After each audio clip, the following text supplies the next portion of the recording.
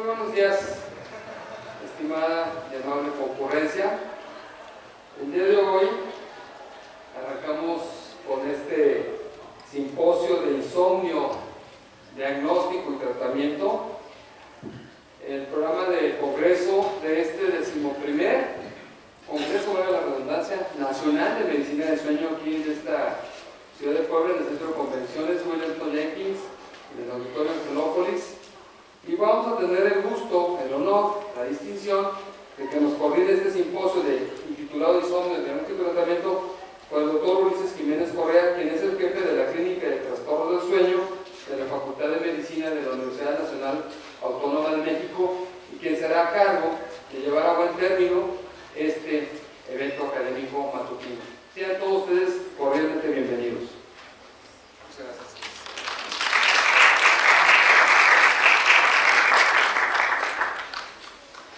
Muchas gracias, buenos días. Gracias por estar aquí, gracias por darme la oportunidad de ver grandes amigos que conozco desde hace mucho tiempo y nuevas caras. Todos estamos en algún momento de nuestra evolución dentro del conocimiento o adquiriendo el conocimiento del área del sueño. Y eso es importante mencionar porque hoy estamos en la oportunidad de conocer los diferentes ámbitos que corresponden al tratamiento del insomnio. ¿Por qué es importante hablar de insomnio? Porque es el primer motivo de consulta en las clínicas de trastornos de sueño. Bueno, quien se dedica a los trastornos respiratorios del sueño dicen que es el ronquido. Pero entre el ronquido y el insomnio, por ahí nos dividimos la mayor cantidad del motivo de consulta. Luego entonces, ¿qué hacemos con un paciente que no puede dormir? Se le van a indicar medicamentos, cuáles medicamentos, en qué dosis, durante cuánto tiempo. Eso corresponde a la primera conferencia. Es algo muy, muy importante. ¿Qué podemos hacer para ayudarle a la gente a dormir? Sobre todo cuidando de no generar después un problema de dependencia a los hipnóticos. Qué paradójico suena esto, pero así sucede. Bueno, posteriormente pues tenemos una conferencia que tiene que ver con el uso de la melatonina. Mucha gente dice, toma melatonina si no puede dormir. A veces no funcionan los pacientes, a veces sí funciona. Tenemos una excelente conferencia que nos va a permitir comprender quiénes son los pacientes más indicados o quienes van a recibir los mejores beneficios de la melatonina. Posteriormente vamos a tener la oportunidad de ver qué ofrece la psicología para el tratamiento del insomnio. Eso es algo muy importante. Ya existen lineamientos por parte de la Asociación Americana de Medicina del Sueño en relación a cuáles son las técnicas que ofrece la psicología para poder ofrecer un tratamiento a aquellos pacientes, pues para que no inicien con tratamiento farmacológico o para que puedan llevar mejor su tratamiento farmacológico o para que puedan vencer la dependencia a las pastillas para dormir. Tenemos una innovación también en términos de la intervención de estimulación magnética transcraneal en el ámbito del tratamiento del problema del insomnio. Entonces, como pueden ver, el menú es variado. Si se desvelaron anoche, hagan el esfuerzo por no cabecear, porque esto va a estar muy interesante. Iniciemos con la charla del doctor Alejandro Jiménez Genchi, médico psiquiatra. Él es el jefe de la Clínica de Sueño en el Instituto Nacional de Psiquiatría Ramón de la Fuente en la Ciudad de México. Él nos va a dar esta charla sobre el uso de las benzodiazepinas y los fármacos Z para el tratamiento del insomnio. Doctor, bienvenido y muchas gracias.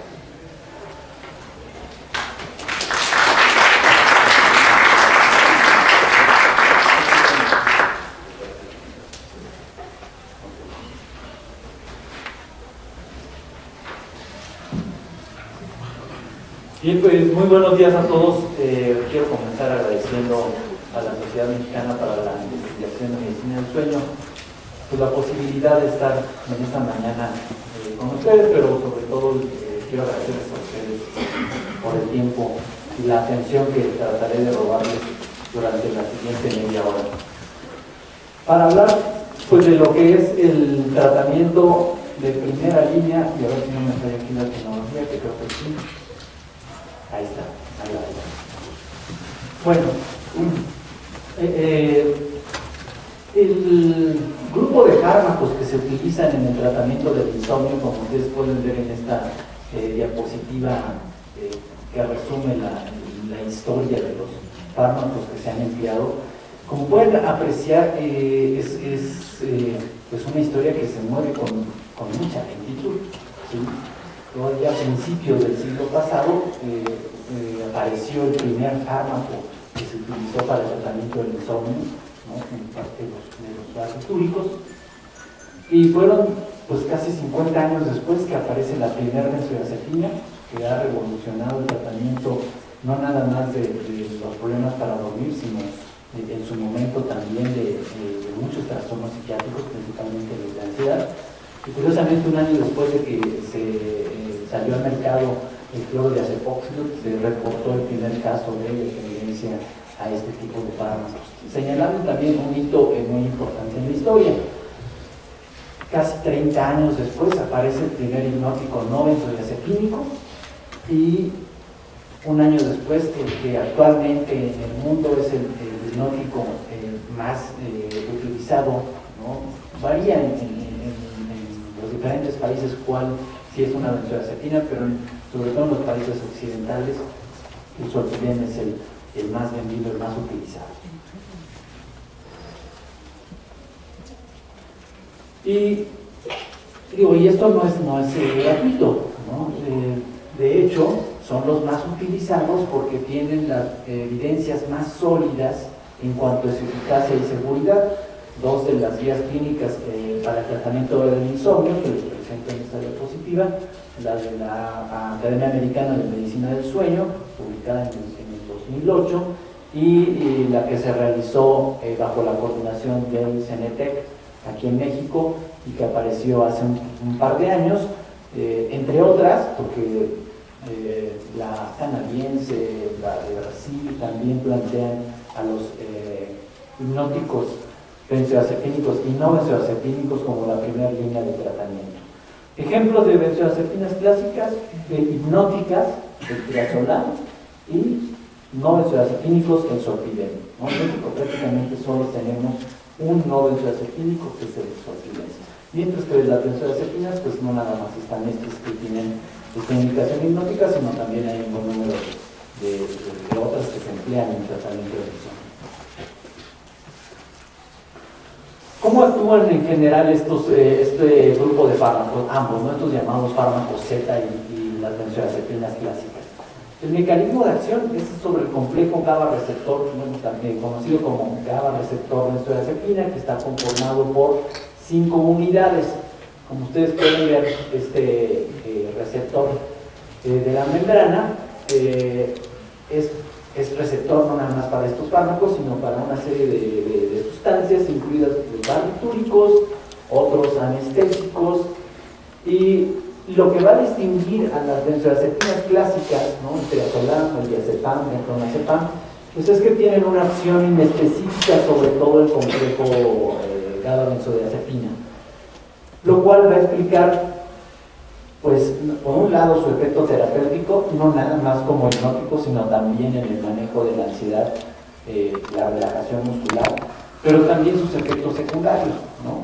Por ejemplo, simplemente si consideramos la subunidad alfa-1, ¿no? La subunidad alfa, ¿no? De la cual además hay 6 subtipos, podemos ver que la acción sobre una de ellas, como efecto secundario, ya tiene amnesia, ¿no? Si consideramos el efecto sobre todas las demás subunidades, se explica en buena medida por qué medicamentos como los barbitúricos o las benzodiazepinas pues tienen este margen de seguridad pues menos estrecho. ¿Sí? Esta, digamos, acción un tanto sucia sobre todo el complejo receptor explica su eficacia, pero también sus limitantes en cuanto a seguridad. ¿Qué es lo que distingue justamente a los hipnóticos no benzodiazepínicos, o también llamados fármacos Z, que actúan primordialmente sobre la subunidad alfa y específicamente sobre la alfa-1, lo cual explica, vean, su efecto sedante, ¿no? Es además la subunidad más abundante en el sistema nervioso central y en buena medida pues limpia estos fármacos de una serie de efectos secundarios que podrían presentarse si actuara sobre el resto de las subunidades, pero no lo libra de uno de ellos, que es la amnesia, y del cual mencionaremos algunos ejemplos de efectos secundarios. Bien, aquí tenemos los fármacos benzodiazepínicos y no benzodiazepínicos que están indicados en el tratamiento del insomnio, ¿sí? En los que existe evidencia y como tal las agencias regulatorias, llámese FDA, la EMA en Europa o la COFEPRIS en nuestro caso, tienen evidencia para la indicación de tratamiento del insomnio. ¿Sí? De hecho, aquí está el midazolam, que de hecho prácticamente no se utiliza para el tratamiento, o no debería utilizarse, es más un medicamento para inyección anestésica, pero está el triazolam, cortisolam, el flunitrazepam, que ya se usa menos porque su presentación ya solamente está en forma de inyectable, y el estazolam, ¿no? Quizá en México pues los que tenemos y podemos utilizar serían triazolam, protizolam y estazolam. Mientras que de los no benzodiazepínicos les decía, todavía es posible que se consiga soficlona, pero la realidad es que escasea mucho, ¿no? Entonces eso limita la prescripción de este fármaco. El salepron en México estuvo disponible un tiempo y el laboratorio lo sacó del mercado, que está disponible en otros países, por ejemplo Estados Unidos, incluso en países de Latinoamérica, y como les comentaba, pues el Zolpidem, que sí lo tenemos incluso en otras presentaciones. Pero aun cuando esas son las que tienen esta indicación, es muy frecuente que se utilicen otro tipo de benzodiazepinas, ¿no? Por ejemplo, el clonazepam, en la práctica de la psiquiatría, es quizá la benzodiazepina más prescrita, ¿sí? Y hay otros que aparecen aquí que se utilizan también con frecuencia por sus propiedades hipnóticas, ¿no? Aunque, insisto, no tendrían esta aprobación, pero es frecuente que uno las utilice, por ejemplo, en el insomnio comórbido, ¿no? O el insomnio que coexiste con un trastorno psiquiátrico, ¿no? Porque podría ser una benzodiazepina de este tipo una mejor opción cuando tienen vidas medias más largas, ven el clonazepam 20 a 60 horas, o el diazepam, ¿no? Hasta 100 horas. Pues porque en ese tipo de condiciones pues buscamos no nada más el efecto hipnótico, sino también el efecto ansiolítico, ¿no? Entonces quizá eso explique por qué ese uso tan extendido en la práctica de la psiquiatría.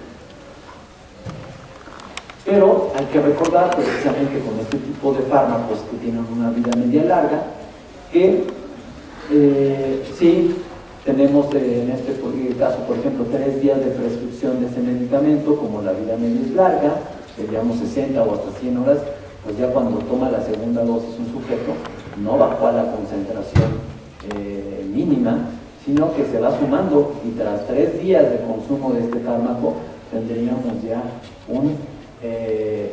una de las concentraciones máximas del medicamento mayores, por lo cual habrá que ser muy cuidadoso y cauteloso en el seguimiento de los efectos secundarios de estos medicamentos, ¿no?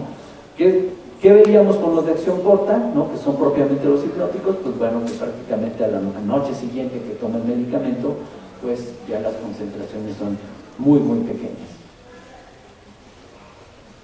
¿Cuáles son los efectos en el sueño que están bastante bien documentados? Pues que reduce la latencia del sueño, que es lo que buscamos, que las personas se duerman, no las personas con insomnio, duerman más rápido, que el tiempo despierto después del inicio del sueño, que equivale a sumar todos los despertares que tendría una persona a lo largo de una noche típica de sueño, pues se vean reducidos.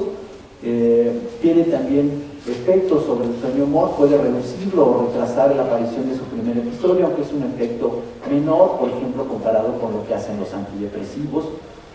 Y también puede reducir el sueño de ondas lentas. Este puede ser significativo porque este sueño de ondas lentas, que corresponde principalmente a la fase N3, es la que se percibe como el sueño más profundo, para algunas personas el más reparador, y el reducirlo con una benzodiazepina podría comprometer esa percepción de calidad de sueño. Y por otro lado, pues bueno, incrementan la duración total de sueño, que es parte de lo que buscamos, que las personas duerman más. y también puede aumentar el número de usos de sueño, que no tiene como tal hasta el momento un correlato clínico significativo. Hay un buen número de estudios, tanto para soficlona, zolpidem y saleplon, ¿no?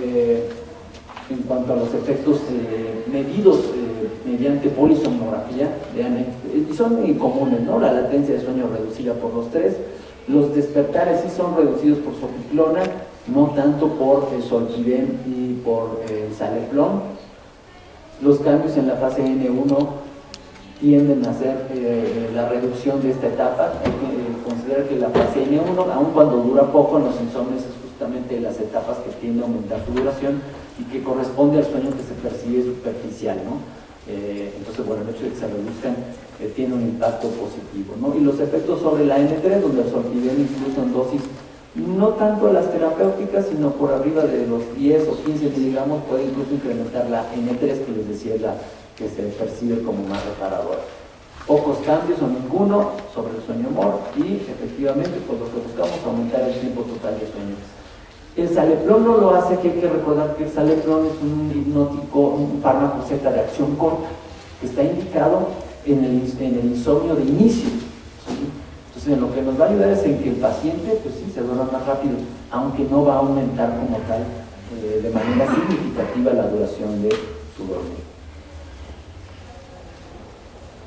Hay algunas particularidades relativamente recientes en cuanto a estos fármacos, ¿no? Por ejemplo, con el zolpidem hay por lo menos, además de la presentación o la formulación estándar de 10 miligramos, hay una de liberación prolongada que podría ser favorable para los despertares nocturnos, que son además el tipo de insomnio más frecuente.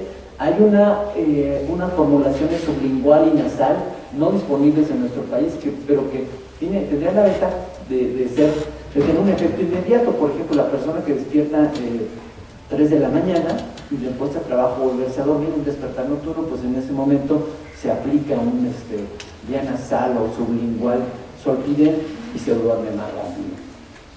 En cuanto a el zolpidem y la esopiclona, son los únicos dos fármacos que tienen estudios sobre su uso crónico, 6 meses hasta un año, ¿sí? Igual que la esopiclona, al menos 6 meses han sido controlados doble ciego con placebo, los otros 6 meses han sido extensiones de los estudios. En particular, con ambos, también con zolpidem y esopiclona, hay estudios de uso intermitente, es decir, pacientes que toman el fármaco no todas las noches, sino dosis en horarios fijos, ¿no? Por ejemplo, de 3 a 5 noches por semana, o incluso por razones necesarias. Es un esquema que a mí me parece muy atractivo. La esopiclona es el enantiómero de la soficlona que les he mencionado anteriormente y que en México no está disponible, en otros países sí. Por ejemplo, sé que en Bolivia está disponible, en los Estados Unidos desde luego.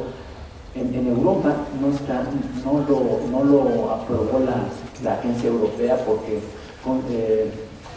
aunque le dio el permiso al laboratorio de comercializarlo, no lo consideró como una molécula nueva, ¿no? Consideraron que tenía u ofrecía lo mismo que la soficlona. Eso me parece interesante, ¿no? Algo parecido le ocurrió a un agonista de los receptores de melatonina. Bien, y justamente sobre este uso por razón necesaria, la verdad es que a mí me gusta mucho esta forma de tratamiento y la hemos probado en México en un ensayo abierto con 135 pacientes con insomnio en 15 centros de nuestro país, donde en cuanto a fue un estudio que duró 3 meses, ¿sí? Y al final del tratamiento un poco más del 80% habían mejorado, pero lo que yo quiero remarcar, porque esto reproduce lo que se sabe muy bien sobre el zolpidem, pero a mí lo que me gusta remarcar es que cómo lo tomaron los pacientes, porque tenían la libertad de tomarlo todas las noches, si así lo juzgaban ellos necesario, o ninguna. Entonces ellos decidían qué noche lo iban a tomar. El único límite es que era una tableta por noche, ¿sí? Pero vean, entre la visita 1 y la 2 había 2 semanas de diferencia, igual que entre la 2 y la 3, y entre la visita 3 y la 4 un mes, y entre la 4 y la 5 un mes. Pues bien, en estas 2 semanas lo tomaron 8 días, es decir, la mitad de las noches. Que además coincide con definición actual del insomnio que dice que debe durar por lo menos 3 noches a la semana. La importancia de esto de 3 noches por semana tiene que ver por un lado con las consecuencias, pero también uno puede ver en esas 3 noches por semana que hay noches en las que las personas con insomnio duermen mejor, incluso bien. Entonces seguramente esas son las noches en las que estos pacientes decidieron que no tomaban el fármaco. Entonces podría reducir el costo de tratamiento, mejorar la seguridad al exponerse menos a la sustancia. El Zolpidem tiene un estudio, hay un estudio sobre Zolpidem que me parece muy interesante porque es una de las extensiones que hicieron después de los ensayos controlados de 6 meses. Y lo que se planteaba aquí a los sujetos era al primero, al cuarto y en el mes 12, durante un periodo de 2 semanas, tenían la posibilidad de escoger de manera ciega entre placebo o Zolpidem. La idea era ver si las personas tendían a aumentar la dosis. Y es muy interesante porque vean, entonces escogían o entre Zolpidem o entre placebo, ¿sí? Aunque eran ciegos, no sabían, tenían cierto color las cápsulas. Vean, las personas escogían más veces el placebo, ¿sí?, que el Zolpidem.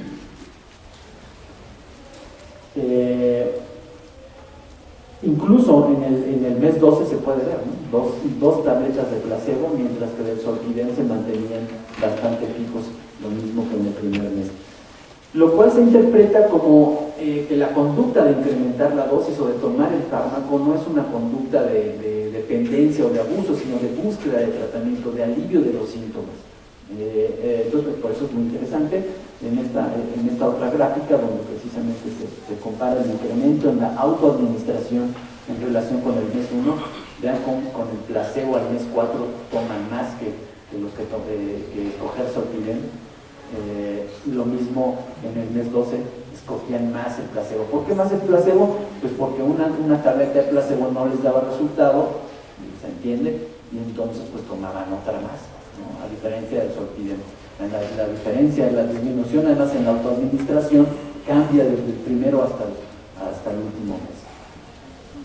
Entonces, este es un indicio de que estos tratamientos prolongados que por años hemos prescrito los médicos, pues parece que no debían ser interpretados el flujo crónico.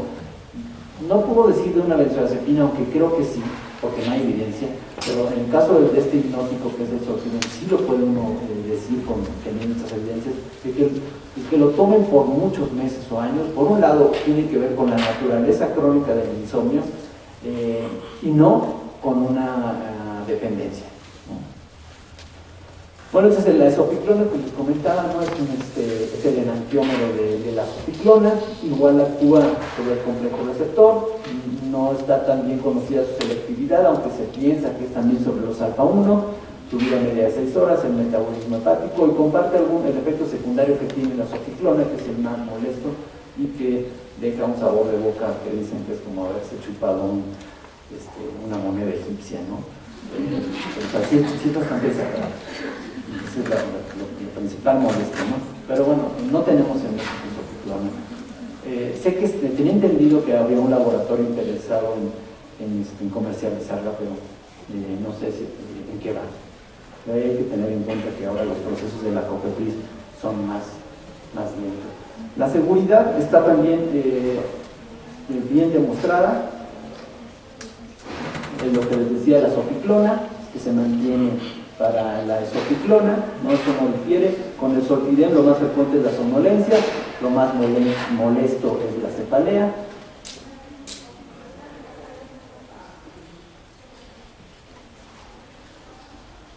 Fíjense en este estudio donde los casos reportados de abuso o dependencia Zolpidem, recopilando información desde 1966, porque hablan tanto investigan no nada más estos fármacos, sino también benzodiazepinas, 36 con Zolpidem y 22 con Sofipiclona. O sea, en realidad es bastante, sí ocurre, ¿no? Digo, tampoco vamos a decir que no pasa, pero es muy poco frecuente, ¿no? A diferencia de lo que sabe con las benzodiazepinas. Pero con el Zolpidem en particular, también con otros fármacos Z, lo que se ha visto en forma reciente es el comportamiento complejo relacionado con el sueño. Estos episodios, digamos, tipo sonambulismo, donde la gente hace cosas como ven, no recordar una discusión ocurrida después de la ingestión de 10 miligramos de Zolpidem, un caso en el que un sujeto le dispara a otro después de haber consumido Zolpidem. Hay casos también de ingesta de alimentos, ¿no? Ahí en el instituto hay el caso de un paciente que hizo una llamada telefónica, como él tenía este plan tarifario de que los 5 minutos son gratis, estuvo colgando a lo largo de 3 horas. No recordó la llamada al día siguiente cuando su esposa le dijo: lo acabamos de colgar y otra vez me estás marcando. Entonces, bueno, es una muestra de un efecto secundario que sí es raro, pero que habría que tenerlo en cuenta, ¿no? Bien, yo me permití incluir una serie de fármacos. Digo, los de primera línea, insisto, son los fármacos tipo benzodiazepinas y los hipnóticos no benzodiazepínicos, también llamados fármacos Z. Pero hay un grupo de fármacos que ha estado creciendo mucho en cuanto a su prescripción como hipnóticos, y son los antidepresivos. Estos son datos del Dr. Walsh en 1999, donde señalaba que ven cómo de 1987 al 96 las prescripciones de antidepresivos, así como hipnóticos, habían desde 1182 habían pues, más allá del doble de 1900. ¿Cuáles son los que se habían utilizado? El más frecuente, la trazodona, la amitriptilina después, a dosis que no son las terapéuticas como antidepresivos, y son fármacos que tienen como efecto secundario por decir, sedación. Estos son los resultados que presenta el Dr. Walsh en una actualización que hace de estas prescripciones. La trazodona se mantiene ahí en primer lugar, la amitriptilina, y empieza a aparecer otro fármaco antidepresivo que tiene este efecto sedante, que es la mirtazapina. Ninguna de estas dosis es antidepresiva, pero tiene este efecto sedante, ¿no? Y es común que se estén utilizando ya en el tratamiento del insomnio. Claro, fuera de indicación, insisto. ¿Por qué? Pues por un lado, los antidepresivos, por ejemplo, para la mirtazapina, no es un medicamento controlado, incluso sin receta lo pueden conseguir los pacientes, ¿no? Sabemos que los antidepresivos no producen dependencia, ¿sí? Y entonces habría cierta seguridad en cuanto a la duración del tratamiento. Y quizá aún a esas dosis pequeñas podrían tener algún efecto antidepresivo, digamos, que en las personas con insomnio es común que veamos cambios en el ánimo, no propiamente depresión, pero sí cambios en el ánimo, y quizá los antidepresivos podrían tener algún efecto ahí, aunque esto no se ha estudiado. ¿Qué explica este efecto hipnótico o sedante? Pues sobre todo es, por un lado, el antagonismo sobre los receptores de histamina, es decir, este efecto antihistamínico. Por un lado, vean cómo todos ellos lo comparten, la doxetina también, y el antagonismo sobre los receptores 5-HT2. Entonces, es este efecto sobre estos receptores lo que explica el efecto, digamos, terapéutico para el insomnio. Habría una población blanco para este tipo de fármacos en el manejo de estas alteraciones con el sueño. ¿Cuáles? Pues los pacientes con un trastorno depresivo que tienen insomnio. Quizás serían los candidatos pues, ideales. Pero también podrían serlo, aunque eso es opinión personal, las personas con historia de abuso de sustancias, porque son los que van a tener más riesgo de desarrollar dependencias si uno prescribe una benzodiazepina. Y sabemos pues que los medicamentos antidepresivos que incrementan la eficiencia del sueño, es decir, que los que hacen que la gente pase más tiempo dormida del tiempo que pasa en la cama, pues son estos que acabamos de revisar, ¿no? Agregándose aquí quizá el hemoclobenide. Y nosotros lo documentamos también en un estudio que se realizó en el Hospital Psiquiátrico Fray Bernardino Álvarez, donde se prescribió mirtazapina de 30 miligramos como tratamiento antidepresivo, pero evaluamos el sueño con el índice de calidad de sueño de Pittsburgh, y ven Al inicio estaban por arriba de 12 puntos, en esta escala por arriba de 5 puntos. Bueno, tener menos de 5 es una buena calidad de sueño. Conforme sube de esta cifra, es mala la calidad de sueño. Y al término del tratamiento habían bajado 6 puntos. Lo relevante de estos que eran sujetos mayores de 60 años, o sea, adultos mayores. Es una población que además suele sufrir más problemas con su sueño. Lo que hay que tener en cuenta con estos fármacos antidepresivos es que pueden tener efectos secundarios. Yo llamaría la atención sobre, por ejemplo, con la mirtazapina, que ha ido creciendo ahí en ese ranking, la ganancia de peso. Entonces hay que estarlo vigilando, porque pues, sí, estamos viendo mejor, pero pueden estar subiendo de peso. Y, o sea, no es 500 gramos, son 4 o 5 kilos en 6 meses. Yo estoy seguro que nadie, y mucho menos las mujeres, van a querer negociar un mejor sueño por 6 kilos de más. Otro, el síndrome de piernas inquietas, que es más frecuente con la mirtazapina, o la inducción de episodios maníacos en personas vulnerables. Creo que me quedan como 10 segundos. No hablaré de esto porque lo va a tocar la doctora Yaniteskin mucho mejor. Y bueno, una de las grandes novedades que esperemos pronto en México es el Suvorexan, que es el siguiente hito en la historia. O sea, este fármaco no actúa sobre el complejo receptor que llama la benzodiazepina, pues tampoco es un fármaco Z. Y con esto, bueno, déjame pasarles la última diapositiva que la planteo como una reflexión. Sí, me lo para, porque ya estoy.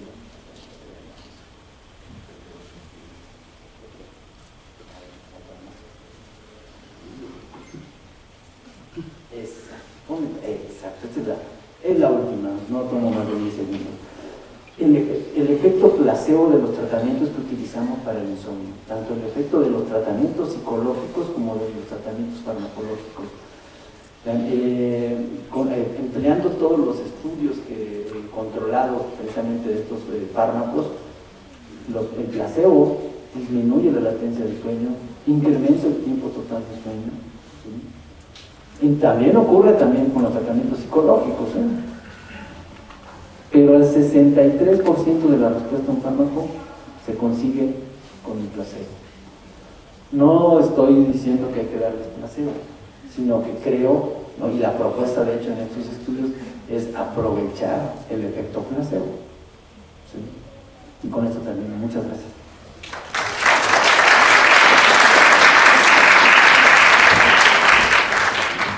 Agradezco esta excelente presentación, doctor Jiménez Bienchi, muchas gracias, fue bastante nutrida. Tenemos tiempo para un par de preguntas.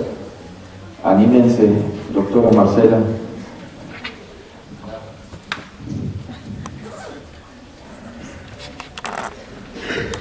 Sí, buenos días, doctor. Tengo una duda en cuanto a la mirtazapina. Entiendo que la mirtazapina incrementa el peso tanto por la estimulación antihistaminérgica como por la resistencia periférica a la insulina, que es otro efecto secundario que hace que se gane de peso. ¿Usted sabe de algún estudio o hay alguna diferencia en cuanto a la ganancia ponderal cuando se utiliza 30 miligramos como antidepresivo y a 15 miligramos como inductor del sueño? La verdad no sé. ¿Hay alguien que lo sepa? Porque esto de la prescripción como hipnótico, pues es fuera de indicación, es algo que estamos haciendo. Sí, es algo que se hace así como el placebo, así se da porque le ayuda al paciente, pero sí me llama la atención porque son varios mecanismos para el aumento de peso. Sí, que por ejemplo no ocurre, no es la respuesta, pero la doxepina, que también el efecto hipnótico que tienes por el antagonismo histamínico, no induce esa ganancia de peso, ¿no? Entonces, ¿quién sabe? Gracias. Una más.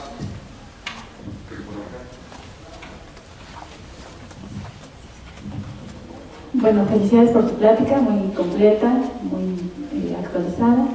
Y bueno, pues yo te quiero preguntar, fíjate que a veces nos llegan los pacientes ya con 1,000, 8,000 tratamientos intentados para el tratamiento del insomnio, llegan con benzodiazepinas a dosis altas, con antipsicóticos, con antidepresivos. Y luego una de las cosas es que dicen, es que ya, y aún así no puedo dormir. Y entonces, ¿qué papel tendría ahí el Zolpidem si es que a pesar de todos esos multitratamientos tienen algún impacto o algún efecto terapéutico? Y otra pregunta que es mucho, ¿y cómo hacemos para hacer el switcheo entre las benzodiazepinas y el Zolpidem y si realmente eso les va a dar un efecto positivo en cuanto al control de su insomnio? Ya, yo creo que dependiendo de la benzodiazepina, porque allá habría que considerar la vida media, es que uno puede hacer como el cambio, ¿no? Por ejemplo, si vamos a pasar, por ejemplo, de triazolam, que tiene una acción corta, a Zolpidem, lo podríamos hacer prácticamente de una noche a otra. Pero si vamos a pasar de un diazepam, que tiene hasta 100 horas de vida media, a Zolpidem, habría que ir reduciendo gradualmente la benzodiazepina. La propuesta que hasta donde yo sé es estudiado es la de reducir un cuarto de la dosis de la benzodiazepina por semana. Y una vez que pues, concluyó el retiro, entonces instalar el otro fármaco. Pero también es algo que depende de la dosis, ¿no? O sea, que hay pacientes que están tomando pues, 0.5 miligramos de clonazepam y retirarse a lo largo de 4 semanas es hasta muy prolongado. Creo que sí hay que individualizar por dosis y fármaco. Y esa era una pregunta. Y si el Zolpidem en estos pacientes tiene un impacto positivo en el tratamiento. El paciente multihidratado es muy complicado de manejar con otros fármacos. Y aunque no hay como tal estudios sobre combinaciones de medicamentos, la Academia Americana propone como uno de los, como cuarto o quinto paso cuando fallan otras opciones, es la combinación de medicamentos. Creo yo también que el paciente multitratado con fármacos es también con frecuencia un paciente que no ha recibido tratamiento conductual. Creo yo que esa sería la primera opción, ¿no? Revisar si este paciente está recibiendo y proponerle el tratamiento psicológico, ¿no? Que la combinación de esos dos tratamientos es la mejor resultado. Muchas gracias. Doctor Jiménez Genchi, en representación de la Sociedad Mexicana para la Investigación y Medicina del Sueño, recibo un agradecimiento y este diploma por su excelente conferencia. Muchas gracias. Muchísimas gracias.